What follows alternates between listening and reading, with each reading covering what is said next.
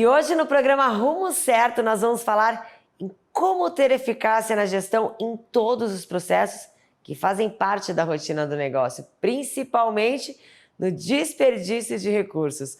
Qual o papel do auditor dentro da empresa? E para a gente entender tudo isso, vamos falar com o especialista Luciano Di Biase, sócio da Di Biase Auditoria. Luciano, bem-vindo. Obrigado, Vivian, pelo convite. Obrigada a você, Luciano, pela participação.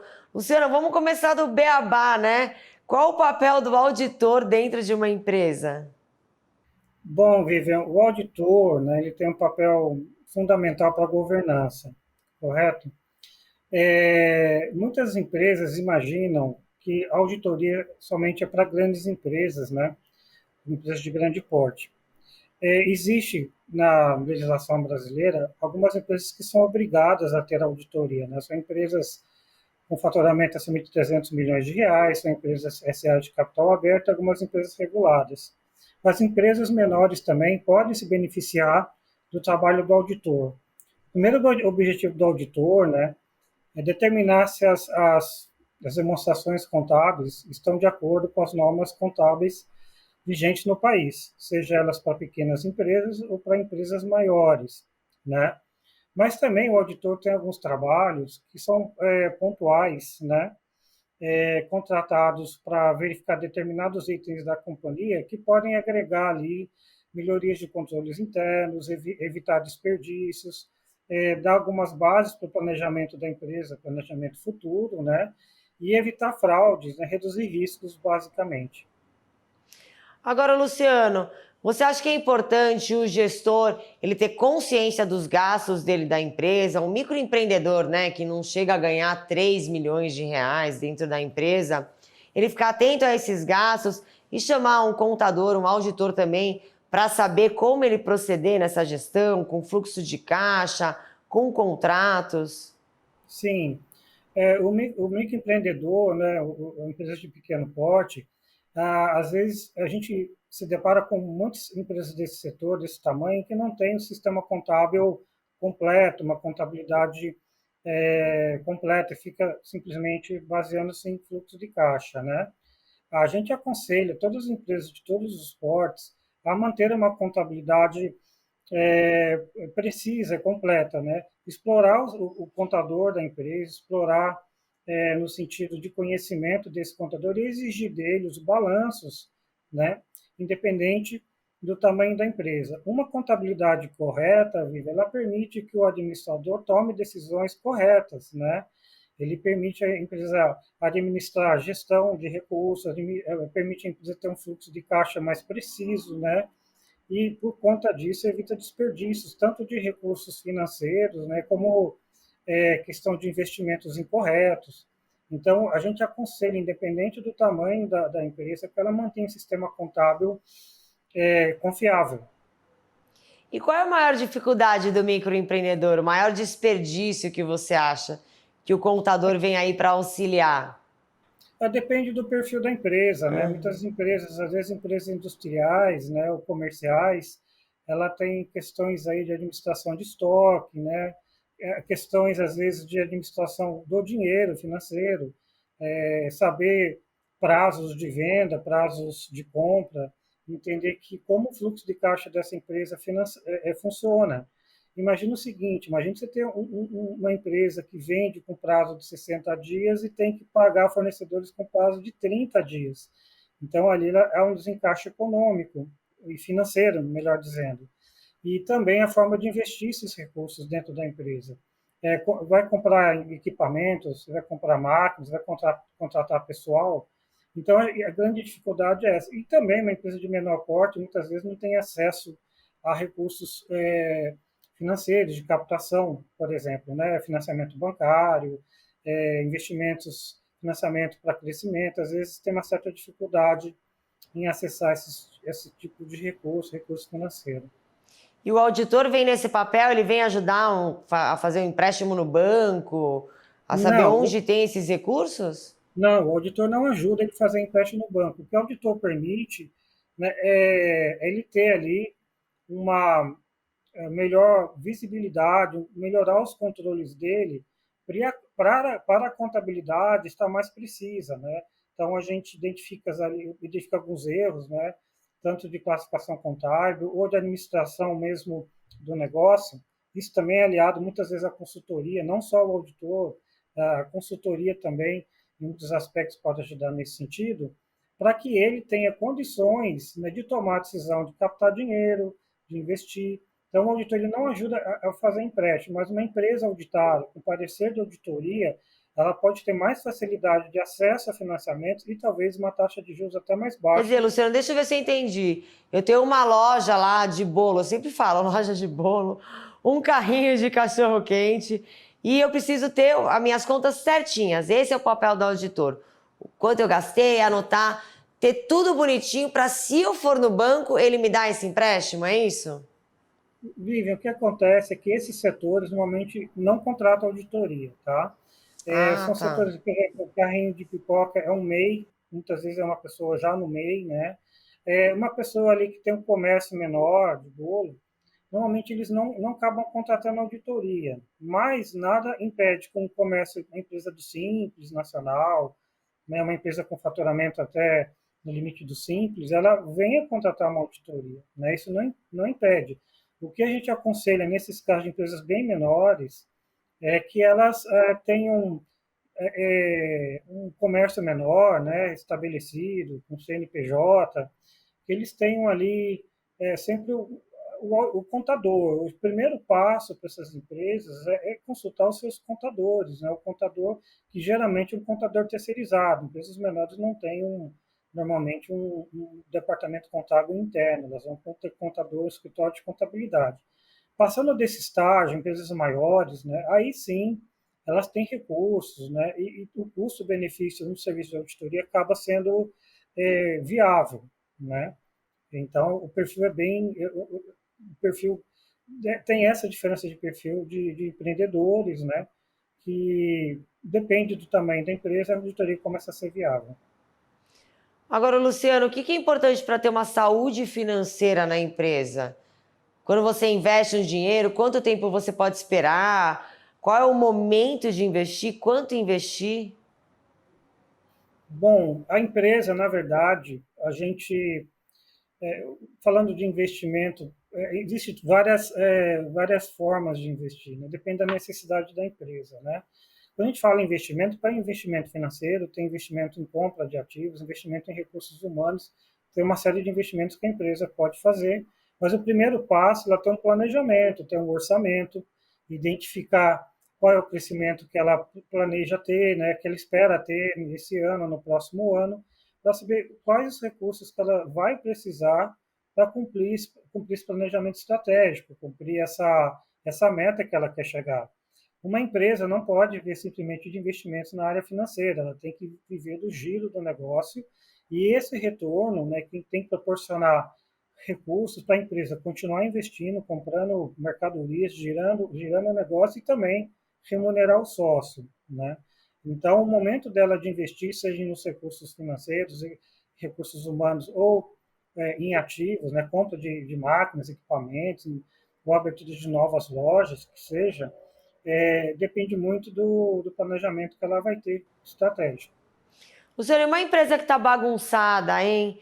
Tá devendo uma coisinha aqui, não tá com bom fluxo de caixa. Como fazer para ficar em ordem? Não tem jeito, é economizar, é pagar as contas. Não, o primeiro passo, né, é entender como é que ela está, né? Por que ela está desorganizada? O que está faltando no controle dela, na administração, para ela se organizar, né? O primeiro passo é entender os processos, identificar onde os controles que ela tem não está funcionando, o que ela não tem, né? E organizar. O primeiro passo é organizar. Antes de talvez ir pagando dívidas muitas vezes, identificar, na verdade, onde ela está perdendo dinheiro, né? Se é que está perdendo. Muitas vezes o empresário, né, empresa de menor porte, ele não tem essa visibilidade. Vai tocando o negócio com base na venda e na compra, sem saber se está ganhando dinheiro ou perdendo dinheiro, né? Então, e às vezes confunde o patrimônio dele com o patrimônio da empresa, uma coisa que tem que ser bem separada. Ele não pode pagar com dinheiro da empresa recursos, despesas pessoais. Isso bagunça a contabilidade da empresa, bagunça a finança das empresas. Então, o primeiro passo é organizar, chamar um contador, chamar um auditor, dependendo do porte da empresa, e até um consultor, e verificar onde é que a gente está errando, né? Por que a gente não está organizado? Muitas empresas começam pequenas, vivem, e vão crescendo muito rapidamente e acabam não investindo tempo para melhorar a organização delas internamente. Para Luciano, eu estou Então, organizada, sou simples nacional. Quais as vantagens que eu tenho no mercado? uma empresa organizada, ela tem facilidade de identificar, por exemplo, o preço, se está correto, o preço que ela pratica, se o custo das atividades dela, ou seja, compra de mercadorias, industrialização, os serviços estão adequados. Então, ela consegue identificar se ela está dando lucro ou prejuízo, né? Então, com isso, ela tem uma facilidade de planejamento. Ela é a base da tomada de decisão que ela tem e evita desperdícios, né? Você tem desperdício de compras desnecessárias ou perder dinheiro com vendas com valor muito abaixo, né? Ou com margens negativas e também reduz risco de fraude, de desvio, né? De recursos dentro da organização. Então, uma empresa com uma contabilidade correta, um controle interno correto, uma organização sustentável internamente, né, ela tem condições aí de um melhor planejamento das suas atividades e crescer, né, que é a principal vantagem, o principal objetivo de uma empresa que é do simples, né, geralmente a gente fala é sair do simples, ela começar a crescer e gerar recursos aí, gerar lucro para os sócios. E a níveis de papel, de imposto, quais são as vantagens de ser um simples e quais são as vantagens quando sai do simples? Normalmente, né, uma empresa que está no simples, ela tem uma carga tributária menor, né? E o De quanto sistema essa carga? depende muito do faturamento dela, depende muito do porte, né? Às vezes chega a 13, 15%, né? Os mais altos. Mas a grande vantagem, a maior vantagem é que a sistemática de cálculo tributário é mais fácil, né? Então, as empresas do Simples não pagam, por exemplo, o INSS patronal, então ela tem uma economia aí no custo de mão de obra, né? E a forma de cálculo e recolhimento é muito mais tranquilo, mais fácil que uma empresa que não é do Simples, né? E saindo do Simples, alguns benefícios acabam diminuindo, né? Mas muitas vezes é inevitável. Se você quiser crescer, você tem que se planejar para ter ali aumenta a complexidade, dependendo da forma de tributação. Se ela vai para o presumido, a complexidade é um pouco menor, se ela vai para o lucro real, com complexidade é um pouco maior, mas realmente a carga tributária acaba aumentando, principalmente na questão de folha de pagamento. Mas tudo isso depende de uma análise ali de, é, da margem de contribuição, da lucratividade da empresa, do setor que ela está, né? Então, quando ela sai do simples presumido, realmente, antes de ela sair, é bom ela fazer uma análise, né, para saber os impactos dessa mudança. Como é que vai afetar o caixa dessas empresas? Luciano, e aquele empreendedor que não está com as contas em dia, né, não tem dinheiro para pagar um auditor, um contador, como ele pode fazer uma consultoria gratuita através do Sebrae, colocar a conta em ordem, deixar os documentos certinhos? O Sebrae tem um papel muito importante para esses empreendedores, inclusive não só para colocar as contas em dias, né, com conta em dia, mas também para ajudar no planejamento do negócio desses empreendedores, perdão. Os contadores, né, muitas vezes a gente fala que quando a empresa é muito pequena, muito pequena, às vezes eles têm uma sistemática muito simples, né? E tem escritórios de contabilidade que trabalham com o perfil dessas empresas e às vezes os honorários são baixos, né? Os MEIs têm que fazer ali um reporte para a Receita Federal, né? E tem que pagar um imposto muito baixo, na casa aí de 50, 60 reais. Então, esses trabalhos para o contador é um trabalho simplificado e não é tão caro, né? Ela, a empresa crescendo um pouco, né, começando a ter faturamento maior, ela acaba tendo, né, condições de ter um contador, ainda que não tenha uma contabilidade completa que a gente tem, porque ela trabalha simplesmente com livro caixa. né? Isso já é uma base, né? Já é alguma coisa. Então, não tem como ela, para ela se organizar, ela tem que ter pelo menos um profissional contábil para cuidar ali da apuração dos impostos, né? Porque na maioria dos casos, grande maioria dos casos, esses empreendedores não têm conhecimento aí dos tributos que eles têm que pagar. Então, um profissional de contabilidade vai ajudar nisso. E aí depende do porte da empresa, existe ali é, diferentes tipos, né? Ou escritórios, né? Que assessoram essas empresas e tem, às vezes, né, acaba tendo um honorário mais adequado para o porte, né? Os escritórios podem ter honorários diferenciados com base no porte e na complexidade dos trabalhos com essas empresas. É muito caro, Luciano, um contador, um auditor? Eu não entendi direito a diferença entre um contador e um auditor. O contador, ele executa, ele faz a contabilidade da empresa, né? Ele é responsável por cálculos dos impostos. Um contador, seja ele interno ou externo, aí tem que se separar, né? O profissional de contabilidade, geralmente para pequenas empresas, é um contador externo, é um escritório. Ele tem aquela obrigação, primeiro, né, de fazer a contabilidade, ou o livro caixa, que seja, ainda que seja uma atividade mais simples, e calcular os impostos para essa empresa, além de orientar o profissional, né, o empreendedor, né? O auditor tem uma visão mais de checagem, né? O papel do auditor é verificar se aquilo que foi feito pelo contador está correto, né? Além disso, verificar se a administração, né, se o negócio, né, em si tem aqueles controles que precisam para evitar desperdícios. Mas, basicamente, eles dão uma opinião sobre as demonstrações contábeis que são feitas pelos contadores. Luciano, 5 dicas de ouro para ter uma saúde financeira saudável dentro da gestão da empresa. Eu acho que o primeiro, né, a questão dos negócios, aí depende muito do porte, né? Vamos falar um pouquinho de um porte maior, né? Eu acho que o primeiro passo é se planejar, né?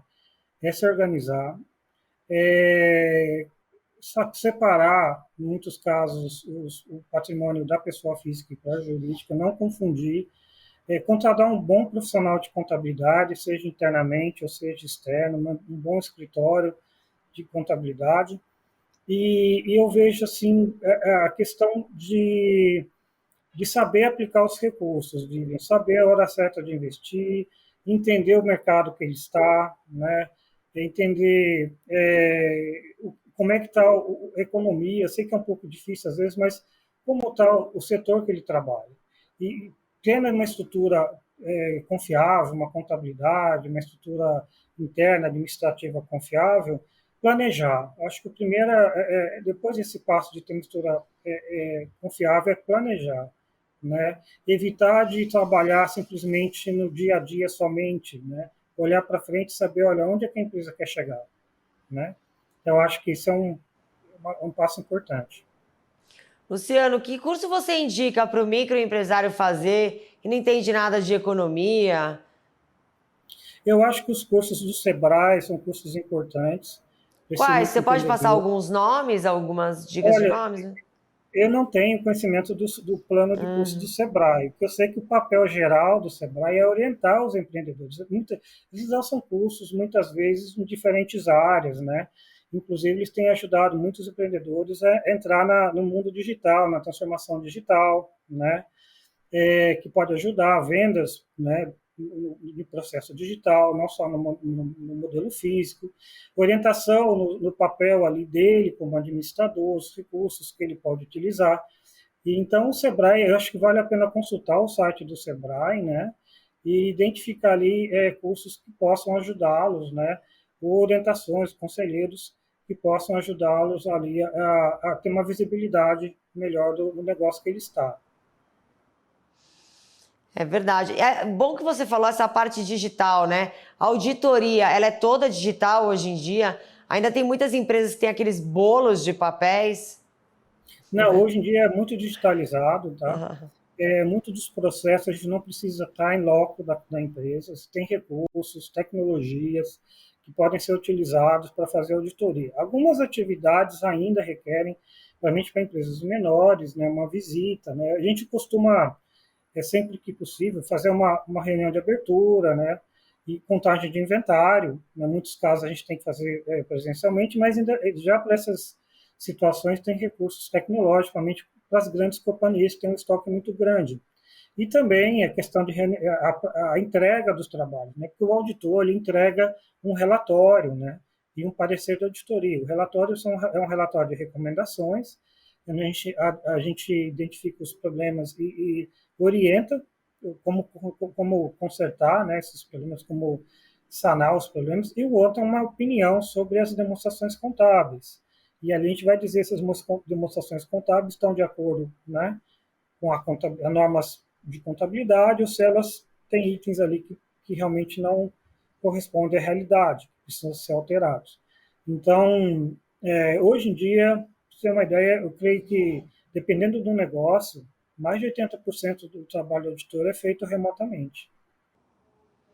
Não é mais difícil esse trabalho remoto? Você ir até a empresa, não é melhor? Você Muito, analisar como tá lá ou não? É só números mesmo. Você falou que vocês dão conselhos também de sim. administração, da forma que a empresa é gerida, mas sem ir até lá, você não acha que fica mais difícil? Olha, para você ter uma ideia, Viver, eu tenho clientes em outros estados, a DBAS tem cliente em outros estados, que a gente consegue, depende do negócio, fazendo auditoria, às vezes, muitas vezes, remotamente. Porque hoje a tecnologia permite a gente envios de documentos digitalizados, né, ou arquivos, né, como XML, por exemplo, né, e abrir arquivos compartilhados, né, para que as pessoas, né, os auditores, tanto os auditores como os profissionais das empresas, tenham acesso a esse documento.